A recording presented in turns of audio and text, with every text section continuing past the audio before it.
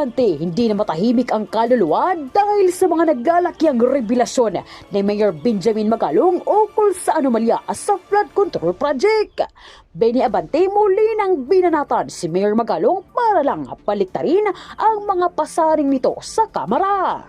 Pero bago ang lahat, kung hindi pa kayo nakapag-subscribe sa channel na ito, please do subscribe para mas maging updated pa kayo sa mga susunod kong mga videos. Tila nagkakandara pa na si Benny Abante na linisin ang kanyang pangalan. Ito'y kasunod ng mga binitawang salita ni Mayor Benjamin Magalong na kung saan halos lahat ng kongresista ay timbog sa pagnanakaw ng pera ng bayan.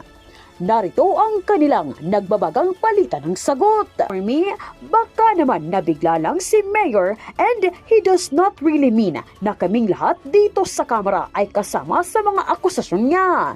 If this is the case, a public apology is an order. Pwede namang humingi ng paumanin at nadala siguro siya ng bugso ng damdamin. And as Speaker Romualdez said before, lahat kami dito, we value transparency and accountability. Ani ni Abante. Sagot naman ni Mayor Magalong, sila dapat ang mag-apologize dahil sa ginawa nila sa taong bayan. Sino ho ba ang namimili ng kanilang district engineer? Sino ba ang namimili ng regional director? At bakit ang kongresista ang namimili at hindi ang sekretary ng DPWH? Ibig sabihin, may conspiracy. Ang pagkahibang na ito ni Abante ay kasunod ng pagkakorner ng DPWH sa Senado na kung saan inamin nitong sila'y sunod-sunuran lang ng mga kongresista. Okay, Mr. Chairman. Incidentally, the Secretary of the DPWH intimated his desire to make a short statement. Sir, you have the floor. Thank you very much, Mr. Chairman. Mr. Chairman, Your Honors, good morning. The Department of Public Works and Highways welcomes this opportunity to clarify and present the facts regarding the data on completed flood control projects submitted by the Department to the Presidential Management Staff, which became the basis for the Sumbong sa Pangulo dashboard launched by the President on August 11, 2025. As reported, the Department of Public Works and Highways has recorded a total of 9,855 completed flood control projects between July 2022 until May of 2025. Of this, around 3,709 projects amounting to approximately 183 billion were actually started as early as 2020 and 2021 and only reached completion within the reporting period. This represents the continuity of multi-year efforts. We recognize the concern raised by the President during the launch of the Sumbong ng Pangulo last Monday that while thousands of projects are reflected as completed, our citizens continue to experience recurring flooding. This is not a contradiction, but a call for deeper accountability. Flood management is a complex and continuing challenge shaped by land use, siltation of rivers, climate change, and importantly, by the quality of project implementation at the local level. In fact, delegated authority for projects up to 150 million rests with district engineers, which makes proper oversight and accountability all the more critical. In response, Mr. Chairman, I have directed the Bureau of Quality and Safety and the Internal Audit Service to deploy inspection teams. These teams are already on the ground in Regions 3, Region 4A, Region 4B, Region 5, and Region 7, validating and ensuring compliance. We have also begun instituting personal reassignments and replacements in highly suspicious district engineering offices to safeguard the integrity of project implementation. We assure this committee and the Filipino people that the DPWH will fully cooperate in this inquiry. We are committed to validating the data, strengthening our monitoring and evaluation systems, and ensuring that every peso of public resources truly translate into real, tangible protection of our communities against floods. Maraming salamat po, Mr. Chairman. Thank you, Mr. Secretary. We will begin the initial questioning from members. Ako na muna.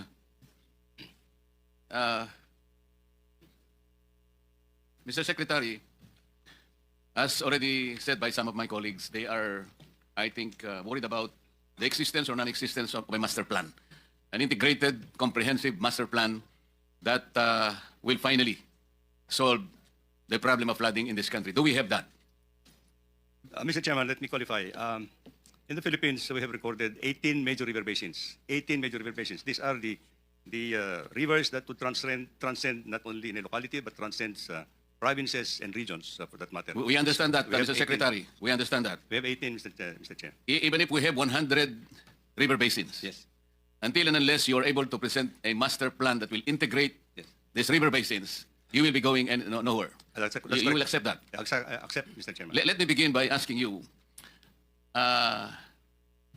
in executing all these flood control projects, did you ever, either your district engineers or regional district offices ever coordinated with The local government. the River Basin Control Office? Yes, Mr. Chairman.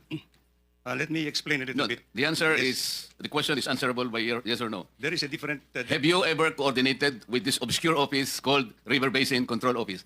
I will explain to you why I'm asking this. It has a very, very significant relation to the subject matter of today's inquiry. Yes, Mr. Chairman. This River Basin Control Office was created by Executive Order 510.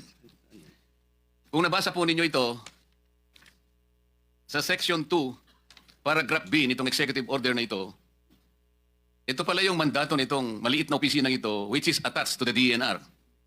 Together with the Department of Public Works and Highways and the National Disaster Coordinating Council, develop a national master plan for flood control by integrating the various existing river basins and developing additional plan for components as needed. Isipin po natin.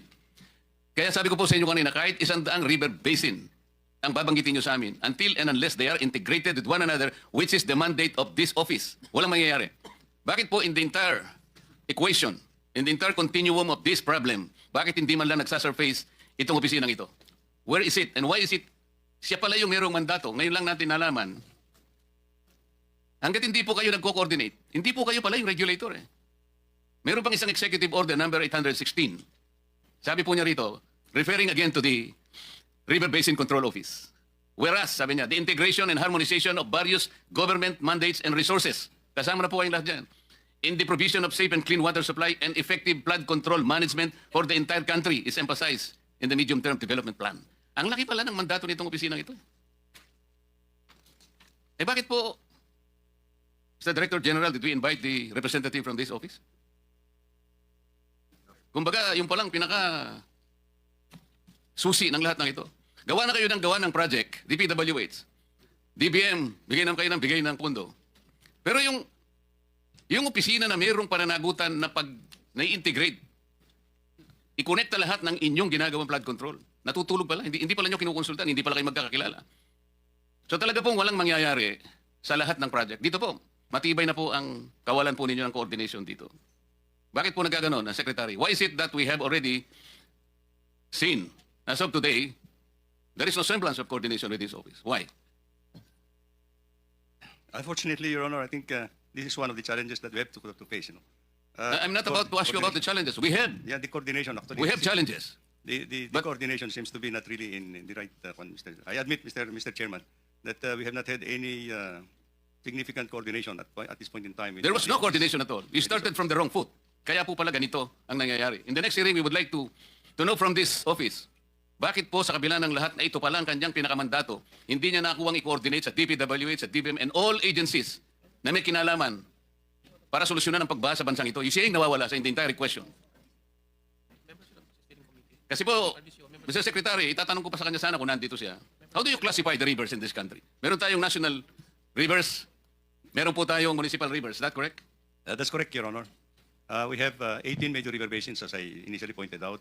We have 403 principal rivers all over the country, and I think we have more than 4,000 small rivers, tributaries to the principal rivers. Not mentioning actually, of course, Mr. Chairman. Yes, Mr. Secretary, this is important because one by one, we will be able to look into the significance why we're supposed to see the difference between the national and the municipal rivers. Yes, Mr. Chairman. Yung mga national rivers po, ito yung jurisdiction ng national office. Yeah.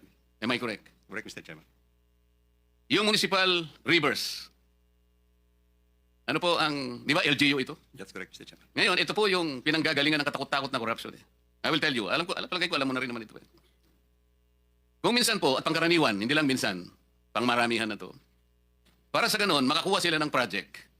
Kasi wala namang project ang LGU. Wala siyang pondo eh. Ang gagamitin po nila na project, sasabihin niya, tributary to a national river. Kasi pag ginamit mo na tributary siya sa national river, kinukonekta mo siya doon eh. Makakakuha siya ng pondo eh. Tama po, hindi? Tama po, Mr. Chairman.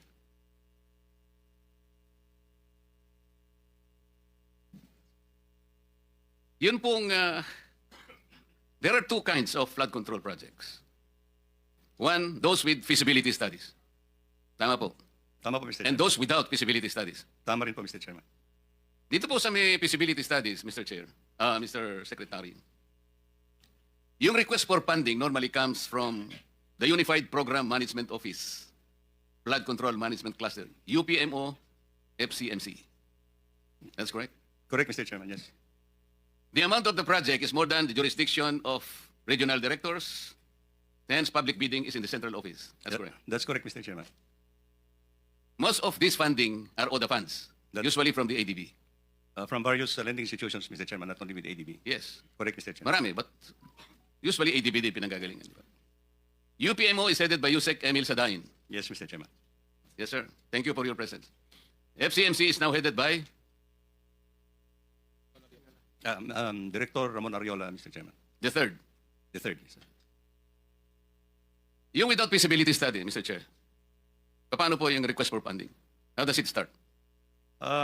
It starts with, I can only explain, Mr. Chair, when it is included into our national expenditure program proposals.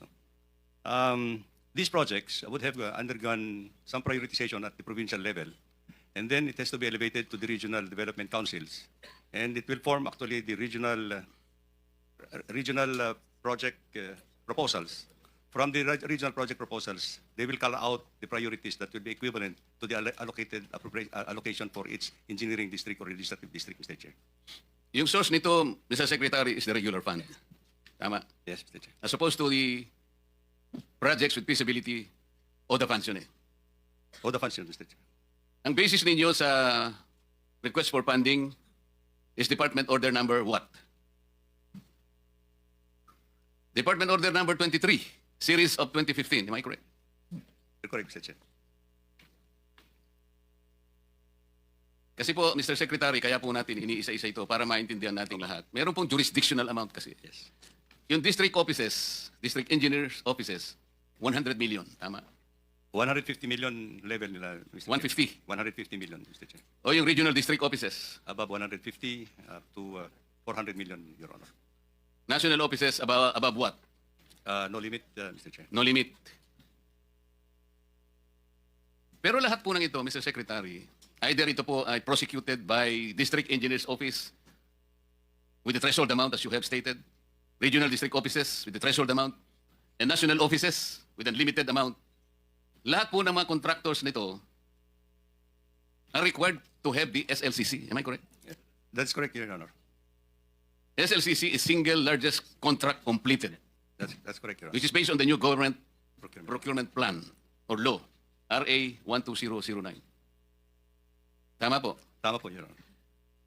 Meron po kayong implementing office, ito yung UPMO, FCMC, pagkatapos sa ilalim po nito meron kayong project director. At pagkatapos meron pang project managers, may project engineers. That's correct, Your Honor. Sigurado po ba kayo na lahat ng mga projects na na-execute merong SLCC? Your Honor, these are foreign funded projects, and most of the